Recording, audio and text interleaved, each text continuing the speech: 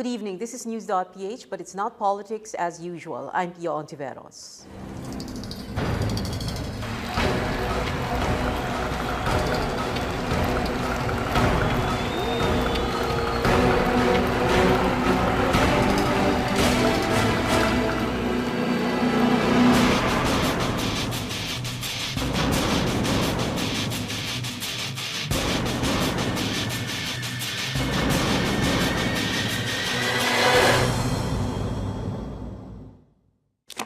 In a way, it's timely that we're talking taxes right smack in the middle of two big issues, PDAF and DAP, and the horrible traffic jams here in Metro Manila. If this is where our taxes go, then maybe we should give less. Or maybe I should put a question mark there. Joining us tonight, Dr. Ronald Mendoza. He's the Executive Director of the Asian Institute of Management Policy Center. And joining us in a little while is Senator Sonny Angara, Chairman of the Senate Ways and Means Committee. But let's begin first with Professor Mendoza. Thank you very much, Ron, for being here. Let's begin with this. Now, what is the situation? Do we have an overtaxed middle class? Are we taxing the middle class to death? Well, there's a lot of evidence pointing in that direction. We recently concluded a study looking at possible bracket creep. What is bracket creep? Creep meaning C? Creep, as in it's slowly moving up. Yeah. C-R-E-E-P. Okay. And basically, put in layman's words, it's really the incomes of our middle class are slowly moving up, which is partly healthy. But if it's not moving up fast enough to compensate for inflation, in real terms, their incomes are not really increasing by that much. Now, that's normal. That happens. The challenge is if their incomes move up and they graduate to a higher tax income bracket or tax rate, what happens is that if more of the middle class actually end up in the same tax bracket or tax rate as the upper class, then they end up paying the same tax rate. And we're seeing a lot of evidence pointing in that direction. Okay. Simplify what you said. In other words? In other words, if you're earning something like, 65 to 90,000 pesos per month, let's say, you're middle class. In some brackets, basically when you're moving up in your income, you graduate into the 32% tax rate range. Now, the 32% tax rate range is our maximum tax bracket. So basically, you may end up paying the same tax rate compared to someone who's earning, let's say, 12 million pesos a month. So compare the first case wherein you're earning, let's say, 65 to 90,000 pesos per month, and then the other case where someone else is earning 12 million pesos per month, you may end up paying the same at the same tax rate. In other words, hindi lumalaki ang sweldo mo, hindi lumalaki ang income? Well, ba yun? Lumalaki pa rin yung income. And in fact, for some middle-class folks, that's healthy, as I mentioned earlier. Pero nagbabunch up tayo dun sa same tax rate. So yung top taxpayer ng Pilipinas na let's say ang income niya is about 12 million pesos per month, pareho lang yung tax rate niya sa tax rate ng tao na let's say 70,000 pesos per month. Okay. So there's really little progressivity if that's happening more and more. So part of our middle class is actually graduating into that higher tax rate range. And at that range, parang naka-flat tax na tayong lahat. Pare-pareho na tayong 32% with the uber wealthy in our country. So that's really something to be concerned about and something to ask ourselves whether there's still sufficient progressivity in our tax system. Okay, so the answer to are we taxing the middle class to death is what? Yes. Yes. There's a lot of evidence that, yes, that is occurring, and especially at the ranges that are upper middle class. Right? Do you have a study that will tell us how the middle class feels about this? Well, we haven't surveyed them, but certainly from anecdotal evidence, a lot of the middle class feel a little bit of exhaustion in terms of the tax issue. Part of this may have to do with all of these issues regarding the spending side of our public finance system. So kung saan napupunta yung pera, yung buwis natin na binayad. Yeah. So kung alam natin na napunta sa maganda na daan, sa functional na airport, napunta sa pagtulong sa mahirap, di syempre gaganahan ka naman magbayad ng buwis. Pero kung napunta lang siya sa pork barrel, napunta lang siya sa mga daan na baku-bako pa rin hanggang ngayon, nawawala yung maraming pera, syempre mapapagod yung mga taxpayers. That's not good for any government. No? I just don't mean this administration. For any government when you have a restive middle class. Yes. Are you saying the middle class is restive or what? Well, I think it's safe to say that there's a lot of discontent with this group. In particular because they are shouldering more and more of the tax burden, right? And if you actually look at the spending side, sila rin ang mga nagtatanong kung nakikinabang pa sila dun sa public goods na pinopondahan ng mga buwis na yan. So they might ask themselves, well, I take about an hour and a half to get to my work because the mass transit system is not working or the roads are not good. Because there aren't enough MRT trains or coaches or LRT or... So, hindi lang naman middle class ang naapektuhan yan. Even the lower class is affected by this. But the middle class forms the brunt of our formal workforce. So, sila talaga yung tinatamaan nung poor mass transit system and all that every day. Yeah. Would it help the situation if government does address the tax system, if only to sort of, when kapag merong problema, kailangan may exhaust valve kasi, di ba?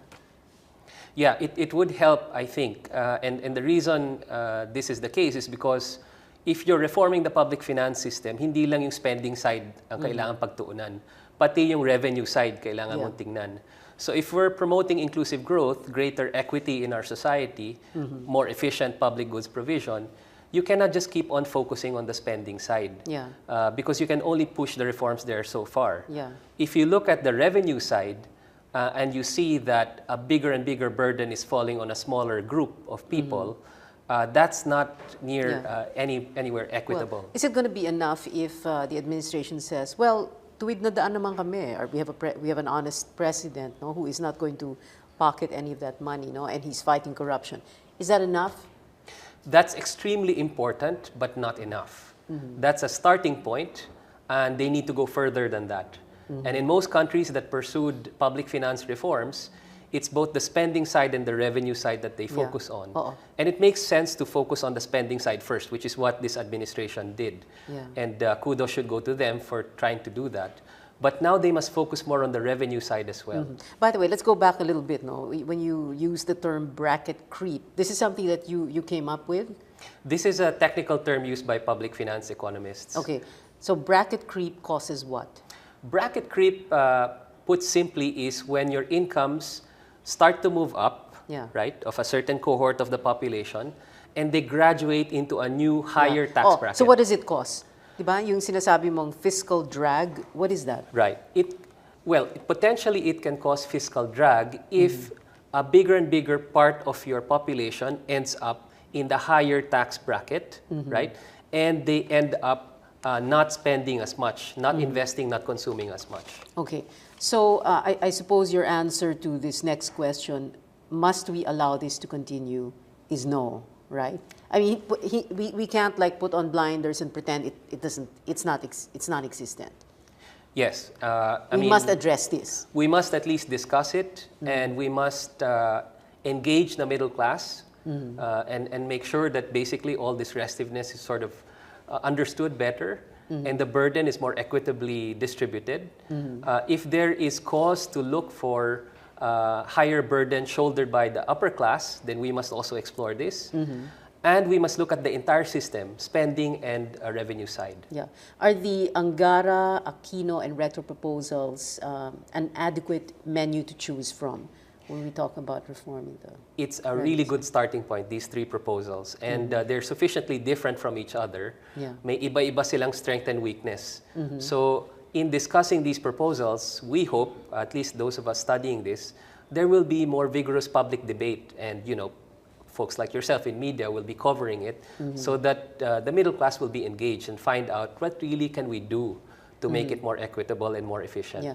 When you say it's a good starting point, that means, are you saying any of these or a combination of any of them can help introduce reforms? It can help, but we should consider that the income tax revenues in our total tax revenues actually a very small share of the total. This is something like 15% or so. And so customs reform also figures in. The other sources of taxes like value-added tax also figures in. And ECO 101, consumption taxes versus income taxes. Income taxes, you can make it more progressive by taxing wealthier people higher rates. So kung mas mayaman ka, you face the 32%. Kung hindi ka mas mayaman, you face the 28%, and so on and so forth. Pero kung value-added tax, pare-parehong 12% yung VAT. Okay. What should we do? I mean, we're not really supposed to talk about VAT, no? But can you tell us what you think should be done about that? Well, we should look at the entirety of the tax package and see how much different groups in our society actually end up shouldering the burden of paying the taxes.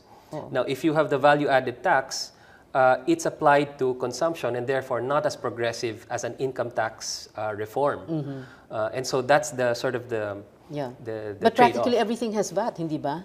So anytime you buy anything, you pay VAT. Parang tuloy ang feeling ng tao may income tax na, may VAT pa, no? Yes, yes. Parang double. Yeah, and if you look at ASEAN, we have among the highest tax rates on the upper and lower brackets and the highest VAT rate. So pag pinagsama mo yung upper bracket, which is 32%, at yung VAT na something like 10 to 12% or 12%, something like this, that's easily almost half already, almost 50%, 40-something percent.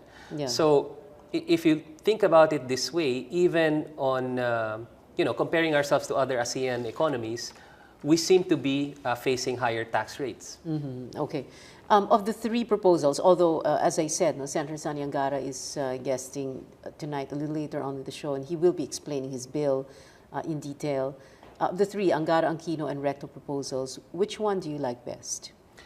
Right now, we are neutral, looking at the three proposals, because as I said, they bring in strengths and weaknesses, and they are sufficiently different so that yung isang proposal may strength on one angle, pero yung isa pang proposal may strength on another angle.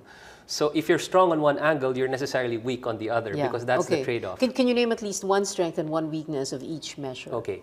Of the Angara proposal first. The Angara proposal actually is the most ambitious, as far as we understand, on the most recent version, in terms of cutting taxes, especially on the higher end. And that would be the most popular siguro, hindi ba? It's popular. Siyempre, matutuwa ang tao, di ba? Well, it's popular politically, but in terms of fiscal sustainability, in terms of us being able to maintain our good credit standing and making maintaining our managing our deficit, that may not actually be that's at least a concern.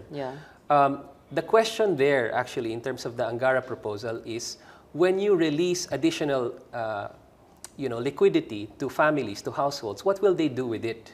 That's the question. And there's very little research done looking at this. So if they spend it to consume more, why is that an important question for you? It's what does very it matter important. what people do with their money? Well, it's very important. If they want to spend it or save it or spend it, Well, if they invest it, that's necessarily going to increase the tax base. Baka gumawa pa sila ng mga trabaho.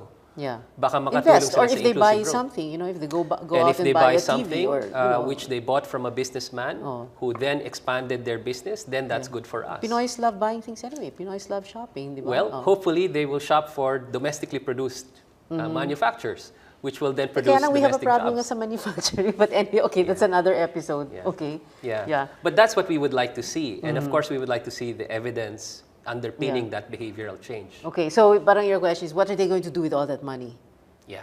I don't see a problem with that. But anyway, okay, Aquino, the BAM Aquino. Aquino's proposal actually is a little unique in the sense that he cuts the different brackets in terms of the tax rate, but he also applies a higher tax rate to the richest.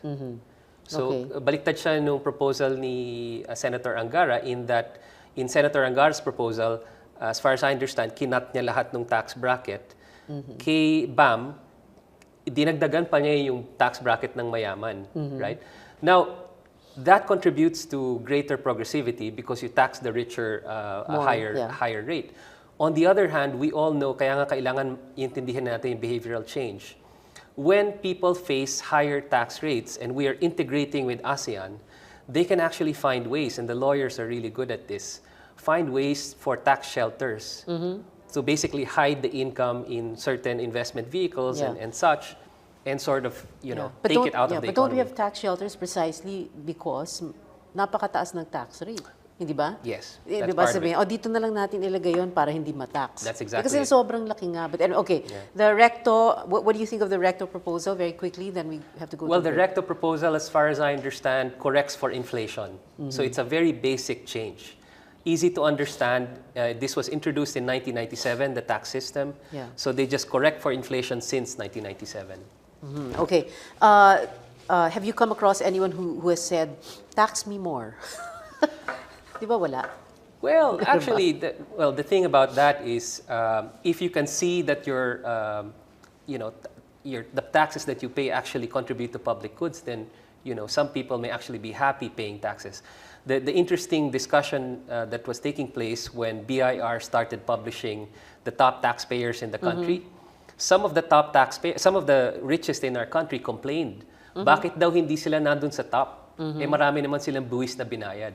So it was a point of pride for some of our wealthiest citizens that they should be up there and they should be recognized for their contribution to the public you tax good. me more than the 32%. That's what I meant. Oh, diba? more than tax that. me more.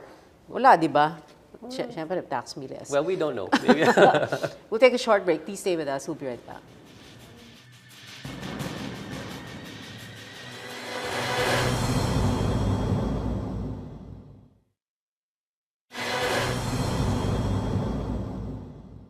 Welcome back. You're still watching News.PH. I'm Pio Catapang. Still with Dr. Ron Mendoza will join us again in a little while. Now with us is Senator Sonny Angara. He's chairman of the Senate Ways and Means Committee. He also authored Senate Bill number 2149, filed early this year. It amends Section 24 of the National Internal Revenue Code, and this one adjusts individual tax brackets. That's right, Pia. Thank you for having me on the show. Yes, I'm sorry, hi. Yeah. Good evening to Thank all you. the viewers. Yeah.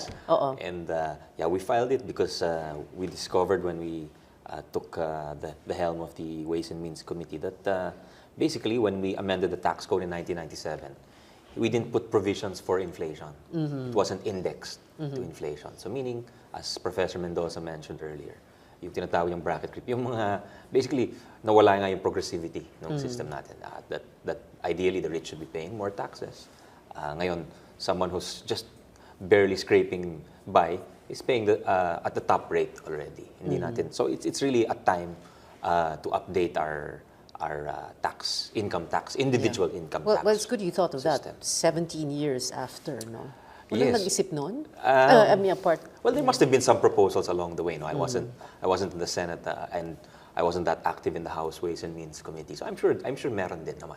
But hindi lang siguro na pick up masyado ng public dialogue, and maybe because of the current debates now which center around public finances, this issue has come to the fore. So my bill is to decrease tax rates over time, over a period of 3 years. Yeah. And it also seeks to update the tax brackets. So, nabalik pa rin yung progressivity. You don't want someone who's in the middle, who's just starting a family, to be taxed at the tax rate, at the top rate, di ba? Yeah. How can he buy a house? How can he raise his kids to have a good education? How can he save? Yeah, how can they save? You know, I mean, what's the point of having a rich government if you have poor families? Di ba? Yeah, okay.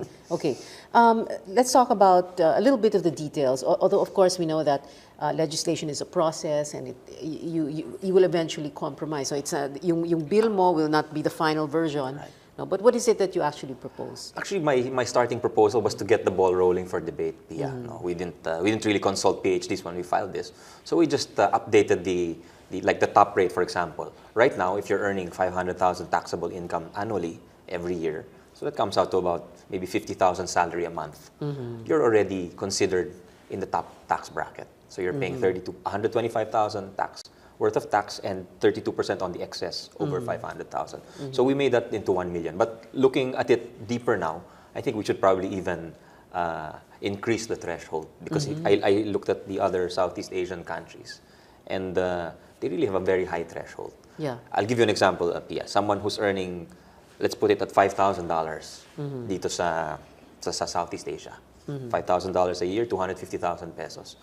That person will be taxed at the second highest tax rate in the Philippines, meaning he will be paying 25%. But if you go to Singapore, that person is exempt from taxes. If you go to Malaysia, that person will only be taxed 2%.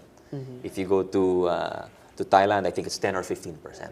So ibig sabihin, they give, may allowance sila, may palugit sila sa kanilang mga mamamayan na kailangan mag-ipon itong pamilyang ito. Diba? That seems to have been lost on on some of our policymakers. Why is it lost on some of our policymakers? Well, maybe nga over time.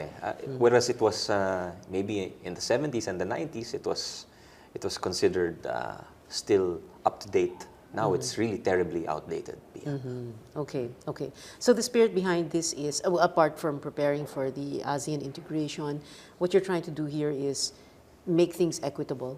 Well, the spirit really behind it is to have a just society, Pia. I mean, if you look at Philippine society, it's terribly, what's the word? It's terribly divided. You often hear that expression about two Philippines, diba? Those who live in the city and then are earning well, and then those who are poor. And then even the tax system, in a way, is kind of has that Jekyll and Hyde aspect. Kasi we're giving out tremendous incentives to the very rich, those who qualify for BOI incentives, for example, Board of Investments. May mga fiscal incentives yan, like six-year tax holiday, etc. And as you know, rich people they don't really pay individual income tax, they pay corporate income tax. And then the very poor naman, maybe those on minimum wage, are statutorily or by law, they're exempted from paying tax. So sino naiipit dyan? Yung nasa gitna. And that's, di ba sabi nga, when you're building the perfect society, you want the middle class to be growing and doing well. Because these are the people who are reasonable and, that's the rich and the poor. If we go to political theory, you talk about the original political thinkers. Ganun talaga ang pag-isip nila. If you want to build a just society, you talk about the people in the middle who are reasonable and, in other words, they're not too radical. They change is gradual. This is the middle class that you should not make angry. Yes. Sa atin, wag niyong galitin. Sa atin, yun ang parang naiipit sila. And because of the inability to save, then you probably have more the rank of the poor growing if you don't have people. Like, according to the PSA, or the Philippine Statistics Administration, you need at least 100,000 to meet your basic needs. Food, clothing, and shelter. 100,000 a year. Yeah. So, I mean, how many people can really save that much over time? Diba? Okay. In a sense, I don't know, Senator Angara, is your bill going to help parang function like an exhaust valve? No? If this pushes through and if there is something that comes out of these deliberations, is it going to help? Well, because right now, like you said earlier, this comes at a good time because you have the PDAF, DAP discussion, and then you have Carmageddon on the streets since Monday, since for forever, di ba?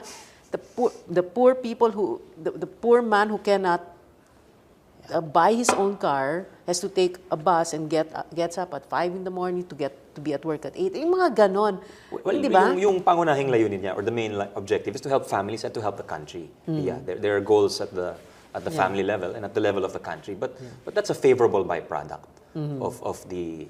It will increase the legitimacy of the system, and that's also a goal, is to widen the tax base. Yeah. Right now, you have about 5 million out of 100 million Filipinos who are paying individual income tax, personal income tax.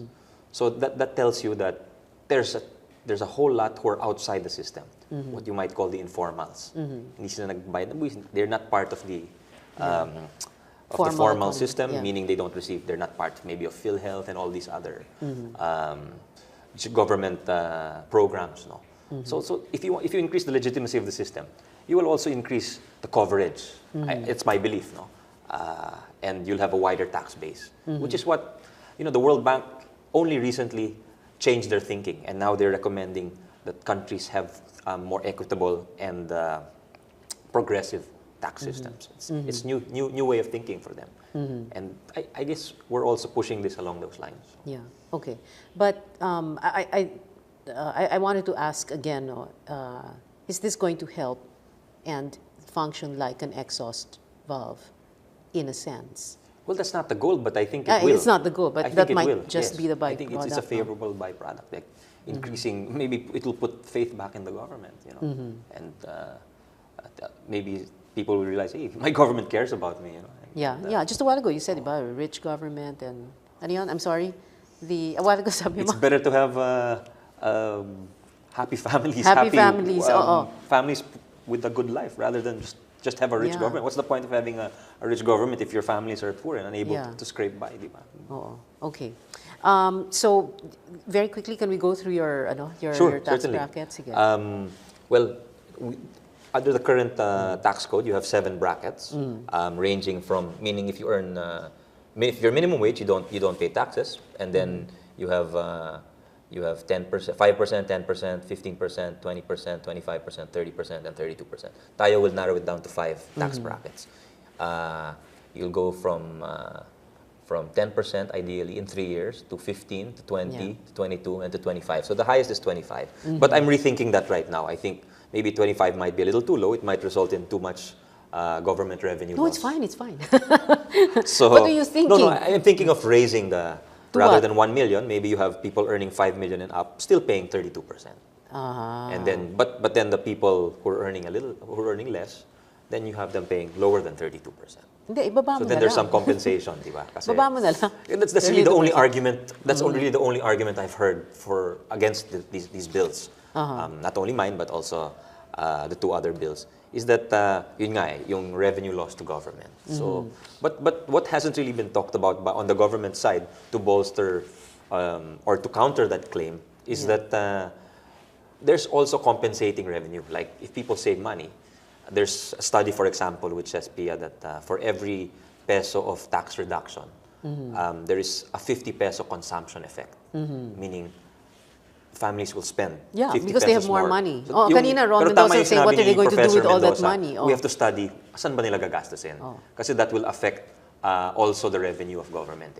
Kung ginastos sa mga vatable, well, practically everything is subject to VAT. So a lot of that will go back to the government, in effect. And diba? I mean, if you have more happy families spending more, isn't that what will help definitely make the economy definitely. You happier? also have a happy government. Happy you also government, have a happy everybody. government because they'll be collecting on VAT. And VAT is a highly effective, in terms of collection. The government is better at collecting VAT than it is at collecting income taxes. Well, kanina when Ron Mendoza said that nga, sabi ko, it doesn't bother. Why should that bother you? It should bother us, actually. It should be part of the debate. Because government revenues, it is important that the government stands on solid fiscal footing. That was the government's primary problem in the last decade. That at some point we didn't have money enough to fund all our social programs. Yeah, but then the flip side naman is, syempre people will say, so where are my taxes going? And then you have the PDAF, DAP, traffic issues. Right. And I mean, of course, we all know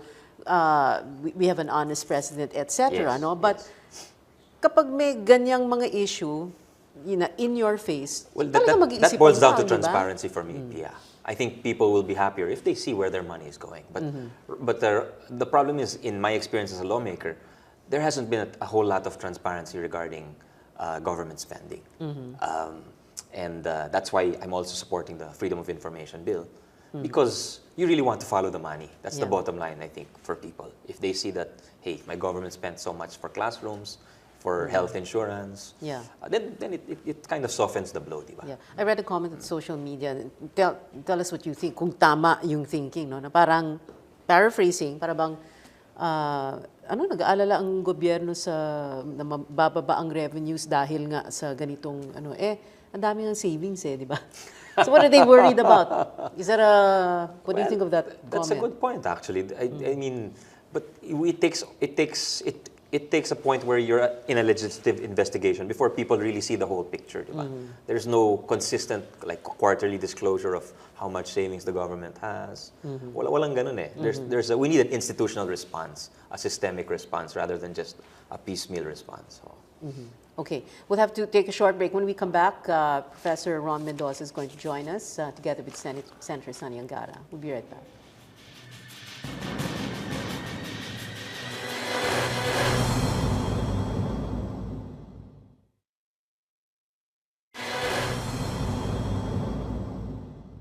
Welcome back. You're still watching News.PH. I'm Pio Ontivera. Still with us, Senator Sonny Angara and Dr. Ron Mendoza.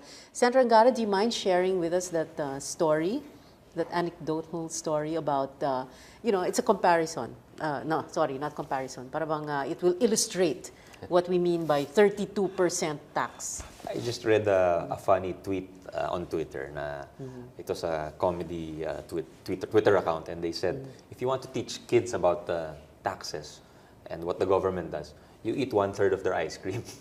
Para malaman natin, tingnan natin kung matutuwa sila kung kinain mo yun. Wala pa akong nakikitang batang natutuwa pag kinuha mo yung ice cream niya di ba? Lalo na kung keso. Yeah, so that just sums up the feeling of the general populace when they don't feel they're particularly wealthy or affluent. Tapos at the get-go pa lang, nababawasan ng 30%. Tapos may pag-ibig pa, may PhilHealth, what you call payroll taxes, tapos may VAT pa sa kada binibili. Okay. Dr. Mendoza, do you have an academic view of that anecdote? Well, there's the ice cream. There's a joke in the U.S. actually when people sort of divide the year into the time when they earn for themselves and then the time when they start working for the government. So if you draw on that anecdote, actually most of us in the 32% range will start working for the government in September until December. So we're actually part-time government employees. Yes. Diba? Starting next month, we're going to work for all the way until Christmas to pay for the taxes that we will remit in March. Okay. Senator Angara, you said that there was an item that you failed to bring up in the earlier segment. Yes. That's why we want to touch the tax brackets, to illustrate how obsolete or frozen in time they've become. The top rate has been 500,000 since 1977, meaning if you earn 500,000 and above, you're already considered the top bracket, meaning ikaw na pinakamayaman according to the tax code. Ngayon? Sa 1977, Pia, you could have bought 10 cars for 500,000. Now you'll buy siguro isang kotse pero sa low, second hand, ano? A lower end model or a second hand car. Tapos 500,000 in 1977, meron ka ng house and lot. Ngayon, wala siguro. Not even rent to own. Oo, baka Gawad Kalinga, GK. Okay. And then the price is the same with the prices. I think minimum wage was 10 pesos then a day. Now it's 240 or at the lowest province. So that's just to illustrate how inflation. That's why going forward, whatever version we decide to pass or Congress decides to pass, kailangan naka-index sa inflation. Okay. Is there enough support from within the Senate for your bill? Or even that of Bam Aquino or Ralph Rectos? Informally consulting with people, I think maybe right now maybe half would support it. But when it hits the floor, then you'll really be able to gauge support for it. Yeah, okay. That's a safe answer. So, sino yung half na susuporta? Well, the three authors, I suppose, would support it. Support each other. And then and their friends. Okay, well, that's about 1/7 of the Senate. Okay. So what are the chances? Well, one peculiarity, Pia, and maybe it's the right time to point it out, is we have an origination clause under the Constitution. And this says that all tax revenues must originate from the House of Representatives. So that means that the Senate's hands are tied if the Congress does not pass a similar version of income tax. So has a similar version been filed in Congress? There are about 5 bills filed by different congressmen. Exactly like yours or much lower? Iba-iba. Which one is closest to yours? Meron pang nag 15%, I think, in the House. So baka Pia will support that one personally. Yes. But my point in saying this, Pia, Professor Mendoza, is that if people really like these bills, they should tell their congressmen to support it and to clamor for these bills to move in the House of Representatives. Because if the House of Representatives does not move, hindi rin makagalawang Senado. Yeah, okay. How is the BIR and the Department of Finance taking this? At ganun talaga. From the start pa lang, nakita pa lang. Basta may nakitang figure na negative, minus, ganun talaga ang DOF and BIR. And I don't blame them because that's their job. They're looking after the government's bottom line. And that's their bottom line. But tayo, as Filipinos, it's not our bottom line to have a rich government, di ba? Okay. But that is why you're thinking of changing the figures a bit. Yes, we want to balance things out because we acknowledge that having a good fiscal standing is beneficial in many respects. Okay. Professor Mendoza, what do you think of the way the DOF, BIR is responding to this? to this proposal? Yeah, I think it's understandable and it's very responsible of them to respond in this way. I hope they will be open to some of these discussions and some of these reforms because it's going to make the system all the more acceptable to the entire country, including notably the middle class. They're concerned about revenue impact if you start cutting tax, especially on the middle class range. But in fact, this is precisely the flexibility that you can achieve if you are now closing leakages and increasing efficiency on the spending side. Kung gumagaling yung paraan natin ng paggasta ng pera ng bayan, then merong efficiency yan. And therefore, we should be able to achieve the same things with less money. And so you pass that on in the form of reforms on the tax side. So hopefully, that's what they're going to try and do. Okay. I suppose you are communicating with congressmen about a measure like this. What is the mood of the lower house? What is the mood of representatives? Actually, to be candid, we haven't really talked too much to the congressmen, mostly to the senators. But I think that's healthy that they lead the discussion and lead the public debate. The healthiest part of this discussion, I think, is that it is evidence-based. There are calculations underpinning these three different proposals. And as I said, a proposal that is strong on equity or a proposal that is strong on efficiency, you then begin to trade this off. You then begin to better understand what our tax system is supposed to do. Okay. Are they saying, DOF for example, no? Are they saying that if government can collect more revenues through income taxes, the economy will improve? Ganun ba yun? Kasi pwede ring baliktad, no? Halimbawa, you give, like you said earlier, no, we should be concerned about where people are going to spend their money, although I wouldn't be. But, you know, hindi ba, if there are more people who have more money in their hands, that would, you know, result in a livelier economy? Di ba ganon? The optimism of the household will also translate into consumption and investments. Kung hindi sila optimistic, ang feeling nila oppressed sila. Yes. Hindi sila gagasta, hindi sila magi-invest. Pag wala silang pera, they feel not just oppressed. Pera, exactly. There's nothing to spend, right? Exactly. Because if all you're going to do with your sweldo is pay the bills and with nothing left, diba? There's also an important aspect here, and I think Senator Angara proposed, let's say, rethinking the taxes on education, for instance, and especially to working students. When people are investing in their own capability, these are investments that could boost the tax base. So you don't necessarily want to disincentivize that kind of behavior. Ayaw mong i-tax yan kasi nandyan nakasalalay ang competitiveness ng ekonomiya natin. So dapat nga tulungan pa ng gobyerno natin yung mga bata na nag-i-invest in their own capability. And yet, if you have a working student, you potentially are taxing that student twice. On the education bill and on the income side. So bakit ganun, right? Yeah. Napakahirap para i-pull nila yung sarili nila out of the difficult situation. Doon na nga galing yung pakiramdam na we're overtaxed, di ba? It goes back to what Professor Mendoza made a very good point, Professor Ron. Kasi sabi nga niya, we must incentivize certain behavior. Ang punot dulo niyan, PA, is what kind of society do you want to have, di ba? Do you want to have a society that's highly divided, but with a lot of uneducated people? Di ba? The tax system is one way to achieve policy and societal goals. So it's time that we re-examine our tax system in light of these goals. Ano ba talagang gusto natin mangyari? Yeah. Diba? Okay. Ano ba talaga gusto mo mangyari, Sani Angara? Well, an educated population. If we cut taxes, then a family has more to spend on tuition, for example. Yeah. They won't have to pull their kids out of school. That's right. Because, I mean, what Filipino family do you know who doesn't or wouldn't want to spend if they had that money on education? I don't know a single Filipino family who wouldn't, if they had the money, spend on a good education.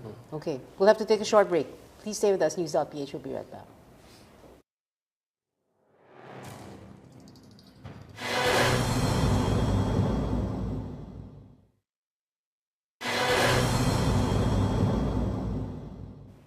Welcome back. You're still watching News.PH. I'm Pio Catapang. Still with us, Senator Sani Angara and Dr. Ron Mendoza of the AIM Policy Center. Let's go into the final portion of the show and try to wrap things up. So what else are we trying to do with this bill, Senator Angara? Well, we're trying to make it a lobby. I think that's the number. That's pretty much the primary goal. Good luck. But at the same time, we want to raise consciousness, and we want. I admit the bill is far from perfect, and I'm expecting a vigorous debate. And like I said, I'll reiterate my call earlier to people to, if they like the idea, let's lobby with the congressmen. We don't have to, whether it's the Angara bill or another bill that passes, that's not important. Yeah. What's important are the principles behind the bill, Yeah. which is to create a more just, more fair society and to have our people have better lives. What government, after all, wants its people angry, right? Well, if the government is after a bottom line, like a healthy bank balance, but I think, that's not, government doesn't exist just for that. Okay. Professor Mendoza? Well, I think it's very timely. Kung wala ng pork barrel, kung wala ng ninanakaw na pera, kung wala ng sinasayang na pera, di dapat yung pera na yon na hindi sana binibigay sa mga corrupt na mga Napoles and her colleagues, pwede na nating ibalik sa taong bayan yung pera na yon. In other words, hindi mo na kasi kailangan silang i-tax as much. So I think that's the fairness that you can build into the system again. In my article, I wrote winning hearts and minds kasi maraming disgruntled, maraming disillusioned. And it's not enough to go after the corrupt. On the revenue side, kailangan may fairness din. And that's where you can actually reform the tax system in order to bring back some of that fairness. Yeah. When you say revenue side fairness, people shouldn't be taxed too much. Yes, and especially the people who are really overtaxed. Or we could always argue it the other way, no? Sige, tuloy natin itong 32%, pero may kapalit yan, di ba? So, zero corruption, halimbawa, ayusin nila ang Metro Manila, upgrade ang communications infrastructure, the roads, wala nang traffic jam. But that's the interesting thing. Papayag ng 32%. Well, actually, if we build on that argument, with more efficiency, you don't need to tax as much. That's the argument that they need to develop. Yeah. So yung 32%, pwede mo pang bawasan yun kung mas magaling yung gobyerno natin. So trabahuhin nila na pagalingin nila yung paggasta ng pera ng bayan, bawasan ng corruption, matuwid na daan, tapos ipasa mo yun, balik mo sa taong bayan yung pera na na-save mo. Yeah. Is the Aquino administration going to be able to do that? It has a year and 10 months left. I think they can, and I think they should. Because if they want to end on a very good, solid note, that would be the ultimate, proof of matuwid na daan. Na binabalik namin sa inyo yung pera dahil na-save namin sa increased efficiency, sa greater transparency, sa pagbawas ng pork barrel, and all of that. Same public goods, better provided, more efficiently provided, and now you can give it back to the households who can then better decide on what they do with their money. Yeah. You know, when we were discussing this topic for the show, then we said, okay, let's invite Sani Angara, no, talk about tax and everything.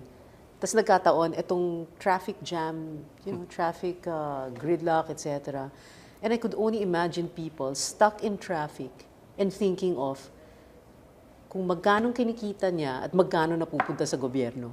Diba? Sometimes it is as simple as that, right? Yeah, at saka magkano yung nasasayang na oras, di ba? Ay, tumatakbo yung kotse mo. Kinakain din yung gasolina, di ba? Right. So, there's a lot of productivity loss, there's a lot of actual loss. Okay. Final words, Professor Mendoza, you first. Well, I think, again, this is a healthy discussion and a healthy debate that hopefully more people will engage. It's evidence-based, so you can actually see what the different proposals are bringing. And it's healthy that we are now revisiting the fairness of our tax system because the reforms on the spending side need to be complemented with reforms on the revenue side. So, napakahalaga nito to win back the hearts and minds of the people, and especially the middle class. Win back the hearts and minds of the people. Yeah. Win back. Yes. Nawala ng konti. Oh, yes. Ng konti. Konti. Senator? Well, thanks for having me, Pia. But basically, I'll reiterate my call to the people that if they like these bills and they feel that they're overtaxed, then they should lobby their congressmen because no matter how good our intentions are in the Senate, kung walang bill na lumabas sa House, hindi makakilos ang Senado. 15 to 20%, sige. Thank you very much, Senator Sani Angara. We hope to see you again here in the show. And thank you, Professor Ron Mendoza. Same to you too. We hope to see you again here in the show. Thank you for watching. See you again next Wednesday. Good night.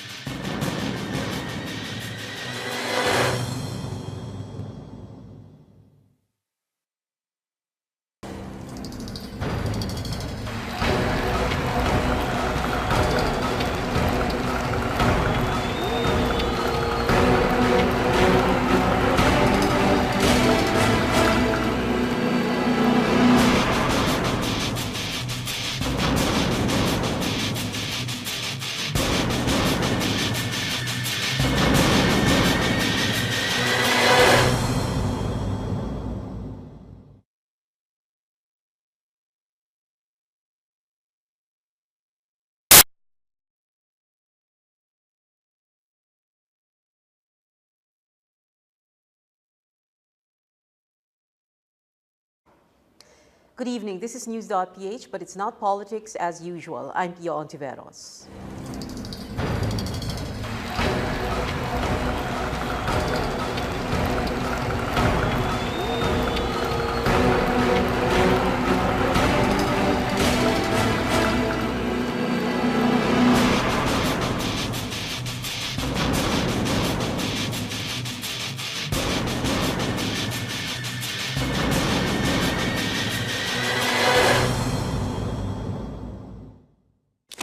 In a way, it's timely that we're talking taxes right smack in the middle of two big issues, PDAF and DAP, and the horrible traffic jams here in Metro Manila. If this is where our taxes go, then maybe we should give less. Or maybe I should put a question mark there. Joining us tonight, Dr. Ronald Mendoza. He's the Executive Director of the Asian Institute of Management Policy Center. And joining us in a little while is Senator Sonny Angara, Chairman of the Senate Ways and Means Committee. But let's begin first with Professor Mendoza. Thank you very much, Ron, for being here. Let's begin with this. Now, what is the situation? Do we have an overtaxed middle class? Are we taxing the middle class to death? Well, there's a lot of evidence pointing in that direction. We recently concluded a study looking at possible bracket creep.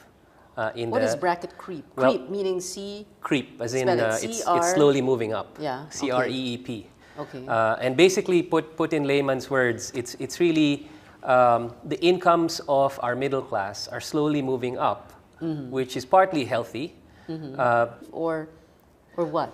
Well, I think it's safe to say that there's a lot of discontent with this group, in particular because they are shouldering more and more of the tax burden, right?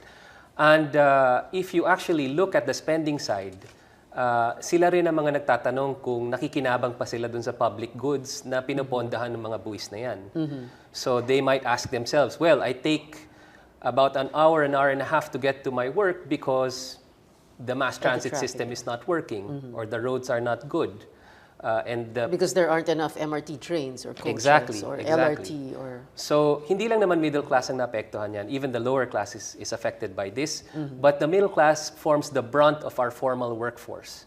So, sila talaga yung tinatamaan nung poor mass transit system and all that every day. Yeah. Would it help the situation if government does address the tax system, if only to... Sort of, when kapag merong problema, kailangan may exhaust valve kasi, di ba? Yeah, it would help, I think. And the reason this is the case is because if you're reforming the public finance system, hindi lang yung spending side ang kailangan pagtuunan, pati yung revenue side kailangan mong tingnan.